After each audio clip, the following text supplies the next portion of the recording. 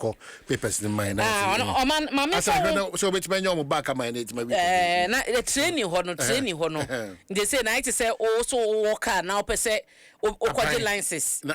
say also before so be kwaje licenses also ma aban ma o train na hunu say the obe drive ansa na wakwa kwaje licenses o say aban ya de memu so wan hwe ne wan mo ntete ya be de na me kire say na ye wo dada na omuchi okada no obi na mo kire mu okada ni twa na ebia okada driving school edi ko okoje ntete no na fo wi ama o tumi krata obetimi de twa o man ntie na omuchi no omukọ driving school en o riding school no omukọ wen so odidi obi achia monitor o station wa na o man anan de nka ko na tu sande we so abaya de so a okay training na ko ne ko suatwi na ye legalize ama wa eme o say ye tata o ye legalize ama wo sa kwade ya ban sa ban na mesa ma training ma wa wo kotwi okada na tricycle no oh etu na bia ya ye nya botre o oh abanya ma we omba wrap up ma ntie nkoso nkrata de na ekasa o man me de wo kwada obokrata yi mu a daily guide na ye gina na wo hwe anim ha ya ye se Azuma Resources yes $37 million any equipment enfidia omo atoto de kwa black voter project ne ho a omo de kwa akoye adwuma won so bi be so adwuma no otumi to equip because most times no ya na equipment yi akatua ho nsem yade ene ma na ekoye oha no ntise Azuma Resources atimi de sika boom sei akofa enfidia kwa akoye adwuma dindin sika boom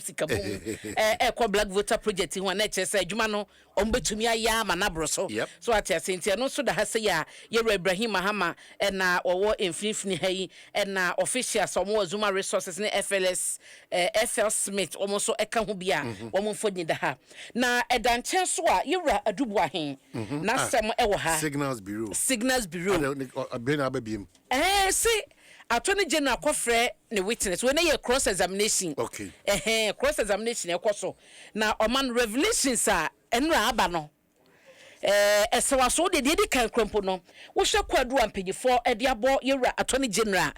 de abo yewra Kwabena Boahen ya National Signals Bureau no na eye penya odi animu etoto niema wo mo chese February besi December 2020 no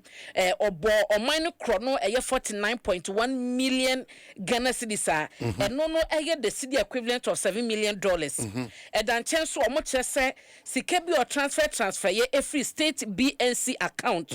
echo private BNC account to be more one much so de kwato to afie be say 27 ebi wo yare fa mefe ni de keka ho no eno so no ye kwadu omode abono na ono aso ne yire na sa kwadu we nyina dan bebrebe a wo much so sika owi aye wode atoto no ya che wone ne yire se omumienu nyina no egina kwato asem de ekoso na awra edit ruby miami name adumwa Opokua wono na oye accountant e wo National Signals Bureau inteno ko gina daka mu kodi adanse ama Ghana na yira atachia esquire wono na cross examine no na oman revelations abamu kire say wo hwe period a Attorney General kase February de kosi December 2020 na sasi kawie ekoso a omu kire say period de krampo na ye ni National Signals Bureau na it didn't exist Sabrino because Oshimwa December mu krompo ansa na parliament eje hyehyɛ ne ade atumu a wo mutumi atesa office no ye December 2020 there's no way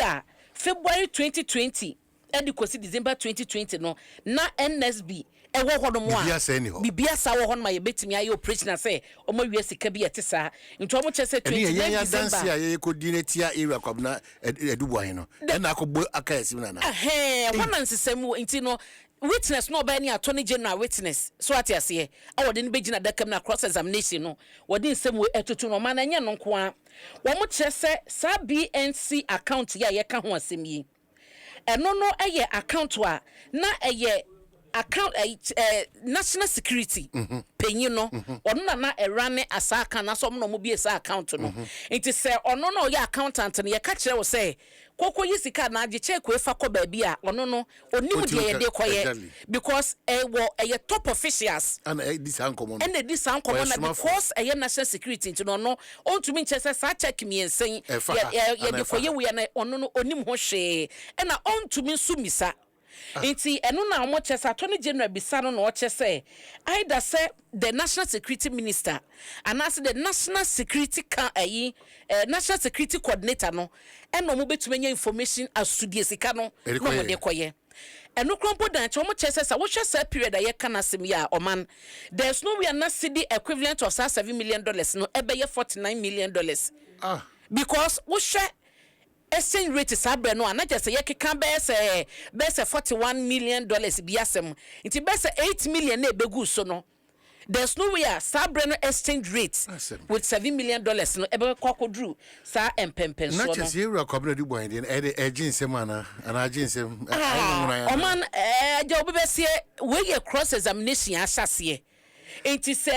na ye dance for no ana akọ keka Nsem we nyina de aba no ni chese wutie mu de a na sa account no krampo na sika ni free money ade ni nyina krampo no na enye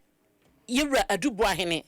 na oye signatory to those accounts no so what you say enti no eno no enchemu ahodo a da obokrata na wo hye dailies ni nyina mu a wo de aba Opokua ne witness as accountant a wo akotumu no adanse atone gede ade nakọ ene de efifi mu aba no sana akọ wiewie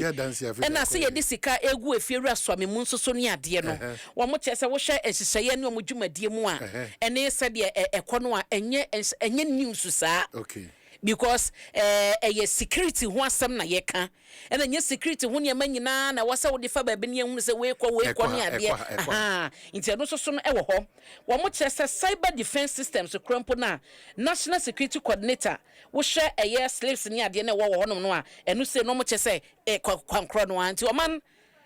ba bia kwakọ wie no no esem no doso Nsem no doso nti atone je na dance ne ode ne kwagina daka mu no na ebo ye sa mane we ne je se sika no tietie mu ne se enu $49 million no krampo no mo ka ho asem no ne se ne wan hwe be wie achi ne se yewra du Boahen ne ho so no okono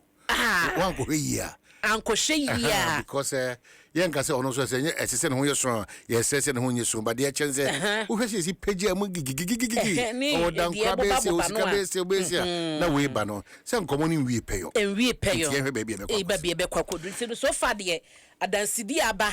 eno no na ya boboso ama wo no na oman asam kese ba ko so a ewo ho no ye Ghana Education Service e dey nis na no dan komo na odi no na no fieda very good ye dey komo extensively ewo ha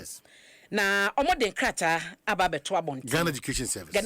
Service almost dey no e almost 30 Adom FM ewo mte wo se yechim de ka no na no fieda no almost dey asem omane nyina ne se yenyane ntie se recruitment ekoso osumase ebi mutu esika 25,000 Ghana cedis ebi tu 20,000 Ghana cedis a eye akyerkyerefo omunyanya akyerkyerefo ko ma wie training nti obutifie a omo twen so mo benya appointment ye bebie se ya bie portal ye recruitment no mo so anya kwanya 2022 40 fie 2023 for so no etifie 2024 for the so mugusu ye omo national service nti no wo munya wie ye na obeka ya mpanyifo de betu dwase omanya be 6,000 financial clearance ebi gwochire de na wo mo ehwe se wo be fa wo eno ya kwanya abeto amani pa be implementation ene achire Ministry of Finance aba education ho say yen fa wo na oman omonte say ye be recruitment na say ye be portal be say recruitment ekoso omonte communication bia omo ye WhatsApp platforms ankofo kritia wotu sika ene bi wo kwa ye wo audio sana no fie da ye boy ya nipa na o manage data WhatsApp platform no kire say say what 20,000 na 25,000 in cash what they ba say misika ni a o man within some few days appointment letter be ready. So what it means is ekoso man ekoso and I say want to be nya say sika na betu ya no upfront say you tie sika ni nyina obekwa bi account na de account number na brand nipa na o ya ma wo no no ma che sika bosumi bi omo betu from wakatua no and the assurance say bosumi so ya wakatua dem no ye pepepe enkoba so ma na no ye omo koye demonstration so ma ye adwuma 10 months ye ntu obaka wo de ne ntisa peking crime bosumi so ya wakatua ba. Now how does it happen? How that ho ni asem no enti no ye kan ho asem ene omo graduate teachers bi omo wie wo fia omo association ya unemployed teachers no che say omo nyina omo ni mu de ekoso ni platform so ni omo colleagues ahodo bi a omanya appointment ni bi ye ready appointment letter asat ya woda 11th December no na Professor Davis in such appointment letters asia omo de ma bi mo kata hosa ye wo video so a ebi mo eche say omo no leaders omo constituencies ne regions no atumi akọ secure slots e dia ma wo ma appointment letter no man ene no adane say ye presentation inti ne oman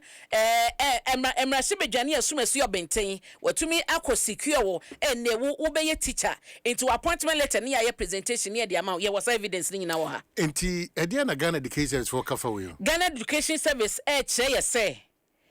ensem na ye ditu dwa ne de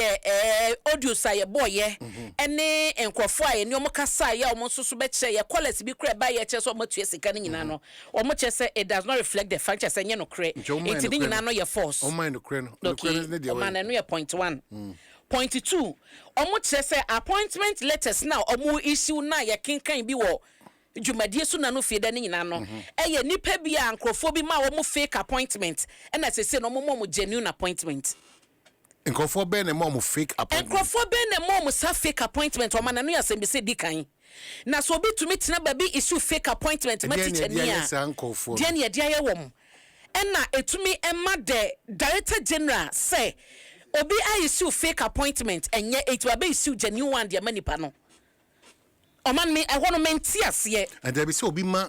fake appointment one the fake appointment in my hwehwe sa nipa or the my no fake appointment ogina Ghana Education Service for anemu e ma fake appointment ye hu sa nipa na nipa ko ni wi a asotwe ben ane de ma no na investigation ben na ye e wo ho no so to mo nkomo so ma meti ento wo person mo chese e fake appointment bi a na se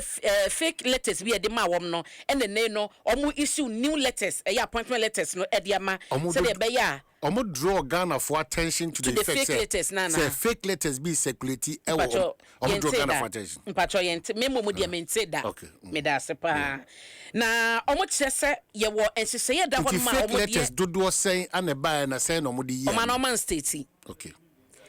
ena Oman Samsung state ma ye hunu say appointment say na ye fake ena say na ye issue say ye de be correct sa fake appointment so no that out of that fake appointment no and no whole platforms na man for 250,000 is that correct say the omo say de ne omo person omo chese obi o mama na appointment letter bia na onya fake appointment say it can be correct what the omo kada ne fenyi and na e ka kire ye de o kan ni sometimes ye de need ye be ma konya no mo we've all passed through that situation but I'm saying that it cannot be entirely correct ayo Dwaso into a man almost so kire say obi o evidence bia no o say say obi abeka cho say fasikabra na onkoye bibi ma oni ade a sa nipa no report no na security agencies no enye ho adwuma na the crocram so no omo che say omantie brofo no o say ye established procedures a ye the recruitment of new applicants was service ni mo ensesan ye Inti say what say financial clearance no wo ensaka main recruitment no mo ebeka ho asem I'm not surprised GS we no mo chro krata ba Daniel Fenyi GS we na chro krata ba say enkwada na addition afi na Daniel Fenyi na ne sashase integrity and the credibility aba so no mo chro ba say we the true reflection please Daniel Fenyi na ne sashase but man ye won sem bisa bebre Emma Daniel Fenyi any Ghana Education Service. Daniel Fenyi de emfa ho de nko so. But man nsa na hye nkreta yase. Oh yeah, you know. Oh yeah tinte huro ho. Already ni mo ha ho. Already on ka ho. But Professor Davis ne nkreta wono na o assign appointment letters nyina no man. So mo de nkreta we ba de na chese appointment letters o ma issue nyina no they had fake appointment letters. Well, it will be fair to also for Ghana Education Service to go beyond this. Said the Edikai, be who bra notif who say amount for issue fake letters system. 2, do saying and about to or more attention. Now do saying or more area point because na a fake. Uncle Basadia, it hangs in a balance. On to be in fact away. Embe di banke obia kasa. Okay. Edia dance here. Akase Juma Ekosuro. Yes. He can't. So my expectation is that they should go beyond just this year krato matches and all those things. But so man so mo ka say so munya financial clearance of main recruitment no mo be announce so na che say when ye main say bibi unye main kura ni opposite e den. Enti ni che say when ye main to no man announce na e koso na na because man So we share video now Omanhene ginam mpacho nya Omanhene na wo video me Omanhene ka asem no Omanhene eye presentation of a teaching appointment or ye presentation a fake appointment on behalf of a member of parliament me nyina so na ye fake appointment ni bia. Okay, so Abena beto we I think we need to get the ministry, the education ministry and the service nankasa for us to collaborate and talk about it. Audio because Aman enti the yatie ne say unemployed teachers no esi nyame adoma wukoda omo ye press conference dear ye kan ya so mo ye Ghana for the fact is so munnim obi e wo soro ha na say wa ban mu nkyere say wo so ye yi omo free mu. They also deserve an appointment. Okay, for birthday so na for me na. Man mate. Into man komo we